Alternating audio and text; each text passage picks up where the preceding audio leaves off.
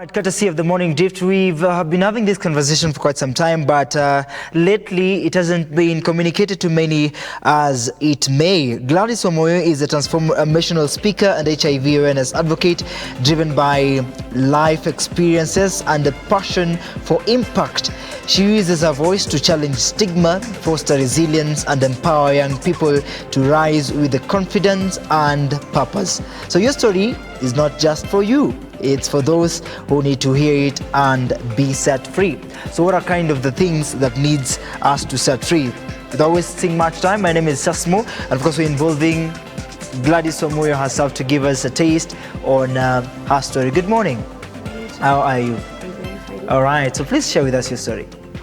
I'm Gladys Wamuyu, and I come from a family of 4, but now we are 3.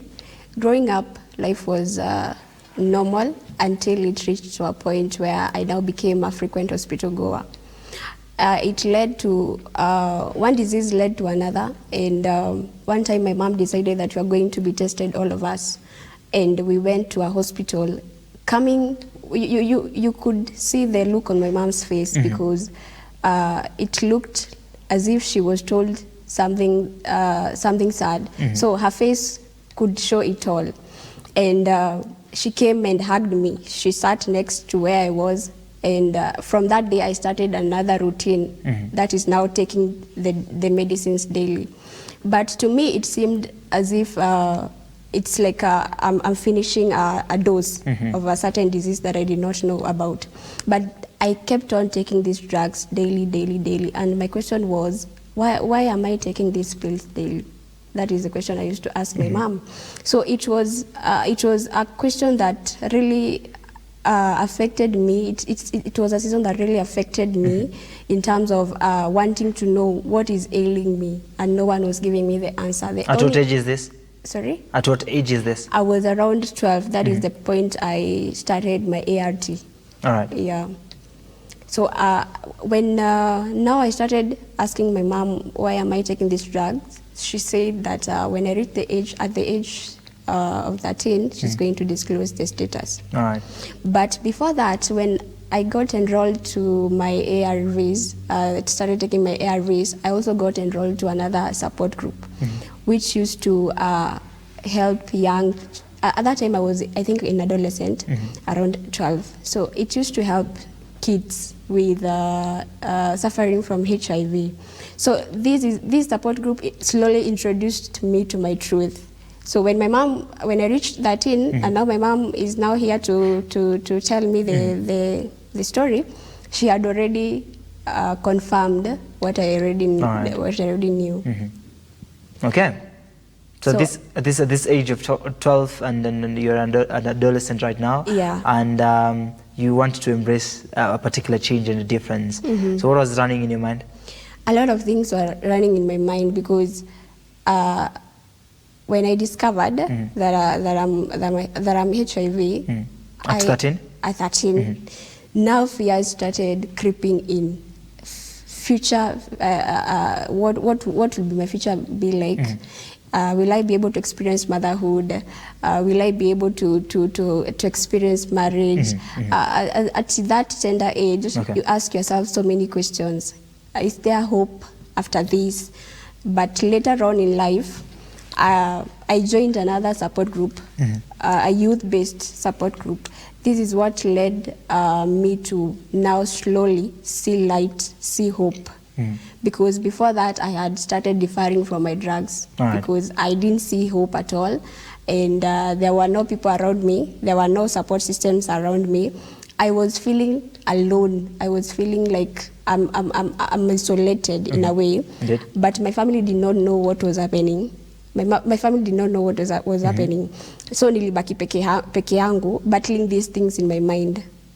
So I needed an environment where young people are involved, you see, and these people can share their stories, and their stories can impact you. So I got involved into this organization, and this organization was the turning point in my life.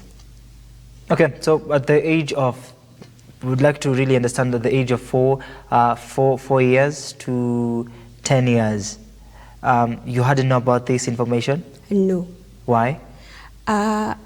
it was not really known that I'm suffering from HIV. Okay.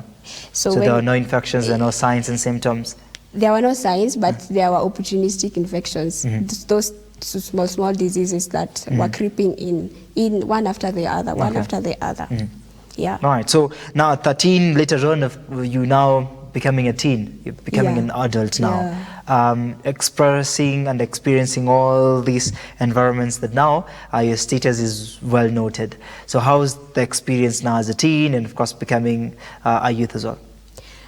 I'd say kulikuwa na changamoto mob, especially wanting to know what will my future be like. Indeed. What will my future be like? Because from a young girl, I loved weddings, and I still do. Weddings. Amazing. And I still do. But unaona, like, there is this thing that has come, and it is new. Will I be able to experience marriage? Will I be able to experience motherhood? What will my future be like? Will I travel?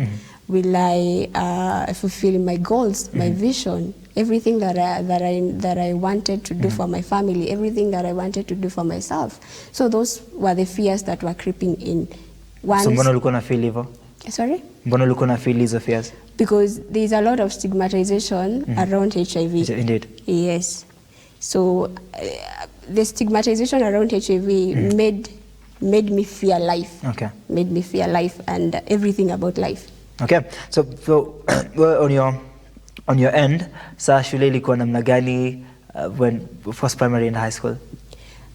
I'd say in primary, school was not really, I was not a consistent student because one disease was creeping in after another. Indeed. So that made me be out of school. One disease you mean? As in, maybe like malaria, today is tonsils, without the understanding that there is something deeper than the disease that is. In the entire year of your schooling, did the students realize this? No, they didn't. I didn't disclose to anyone. So even the teachers as well? Even the teachers. But some of them knew because they were told by my mom, when you see Gladys is not in, just know that we have gone for a clinic. Okay. Yeah. So my high school journey was quite easy because I had already known what I was ailing from. So the necessary precautions, the necessary measures were put by my parents. So I'd say it was a very easy journey. What are some of the challenges that now you're a stable adult that you've embraced till now? What are some of the biggest challenges that you've embraced until now? Even as you speak now, you're an advocate, you are a speaker, and so what are some of the things you can say zimekuwa challenging up to date? Up to date, there's still stigma. Stigma did not die. You see, especially right now that I came out in the open and started speaking about my journey, I got my own share of stigma because some people would come to my DM and tell me, how many men have you slept with? Another would come and say, just a concern, but she's asking, I'm even afraid who will marry you. But you see, over the years, you've reached to a certain point where you've built that stamina. Indeed. That no stigma can affect me because I'm not defined by HIV. Indeed. You see, no stigma can affect me because I've already built that stamina. I've already educated myself concerning HIV. I believe that knowledge breaks stigma. When you know, when you know and understand about something, you will eventually stop stigmatizing the issue. Yeah. Indeed. So you are an advocate and you're a speaker, you empower people. There are people maybe who will watch, of course, this particular episode. What really is the taste of empowerment in regards to HIV? Okay, it's all about rewriting stories. Rewriting narratives. Narratives are more than just stories. Okay. They are events and experiences and identities. How are they shaped? How are they communicated? You see, narratives are very powerful. It's just saying, telling your story from a point of power, not pain. See, narratives are very powerful. They can either affect you negatively or positively. Indeed. So, three major areas that narratives are really affecting people is the view. How do you see yourself? how do others see you? Indeed. How do you view the world? Indeed. You see, when we rewrite people's narratives, people will be able to embrace their stories. Indeed. People will be able to tell their stories openly. People, when we build safe spaces for people, they will feel seen, they will Indeed. feel heard and not judged. Indeed. See, the young people really have a great potential, and I always say we are the now, not the future. We are the Indeed. now, not Indeed. the future. What are some of the misconceptions that still exist about HIV? People still view HIV as when they look at a person who has HIV, they expect a skeleton, a tiny, indeed. you know, person. But people who have HIV are really healthy. You cannot know. Amazing. So another misconception is that people who have HIV will never amount to anything. That is the myth that we are trying to disqualify. Indeed. Because people who have HIV experience more. People who have HIV really are impacting the world in one way or another. Another misconception is that having HIV is a punishment from God. That is a wrong misconception. Having HIV doesn't mean that God hates you or is punishing you. It's just that He loves you and He has greater plans for you. Your story is kind of different. There are many others that, in one or the other, got this through sexual intercourse, which perhaps maybe many will have said that could be avoided by protectives. So, is there a sense of difference? These things are all the same? I'd say they are not the same. People get HIV in different ways. I got HIV when I was young. I was born with it. But when you interact with other people, you'll hear them saying that they were molested. Some of them still got it when they were young, but others also did it out of ile tu kujibamba, and then they found themselves in the mess. Indeed. Yes. What is the thing you can tell them? Sana sana how kujibamba. It is good kujibamba, but yet again, use protection. Indeed. There is protection. You cannot tell me you love yourself and you will want to harm yourself. There is protection. Indeed. Use the necessary measures and you will live a very normal life. Okay. So Gladys, there is someone watching you right now and wants to get the element of change. Maybe pia alizaliwa nao lakini siku hizi bado anajifungia kwa nyumba yake. Doesn't want people to see them. Maybe their body has shifted and has changed completely. Because you are an advocate and you empower people, so give a voice to them. So make them become stronger and stronger in the days to come, and also they embrace change as well. To everyone who is feeling isolated, alone, you are in shame, and you feel like there is no hope in life, I'd want to encourage you that there is hope. You're not defined by your status. When those two lines are drawn, you're not defined by your status. Indeed. There is still more that is available for you. So long as you view life in a different perspective, so long as you live positively. And the world, we are here to empower you. We are here for you. We are here to encourage you. That is why all of us are advocating for people who are living with HIV, because we know that there are many out there, but they do not want to talk. They do not want to come out. You see, do not isolate yourself. Find a community where you can belong in, because a community will always support you in very many ways, rather than being alone. Because when you find a community, you'll be able to be in a circle of people who are like you, people who can find opportunities for you and refer you to people. All right. A question will be asked. Do you regret? No. All right. And how can caregivers now come in handy to support champions like you? Caregivers really come handy.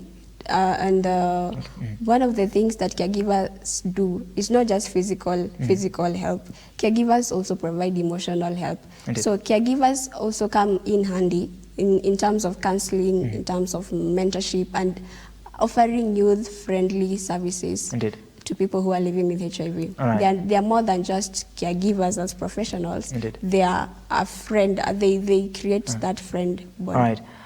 Gladys, time is up, and I'd really like to just hear from you. How can we get in touch to you, and how can the society raise awareness towards all this? You can reach me on my social media platforms. at Gladys Wamuyu. On LinkedIn, also Gladys Wamuyu. Instagram is Wamoyo7008. You can reach out to me, and I will, if you don't have a community, I will join you to a community where you can be helped. Indeed. Yes. All right, thank you so much. The society is empowered by your story and what you do in the society. And thank you so much for honoring this invite as well. And we'll create more time to have a particular engagement towards HIV awareness and the entire illustrations on the same, and to get your story in the warm light. Thank you so much, Gladys Wamuyu, for making time. So, ladies and gentlemen, that is a transformative speaker, and of course, just HIV advocate to really understand the concept and the misconceptions right here in the Republic. So the awareness is done, the awareness is complete. So we'll create time for more engagement towards all this. My name is Sasmo. This is The Morning Drift.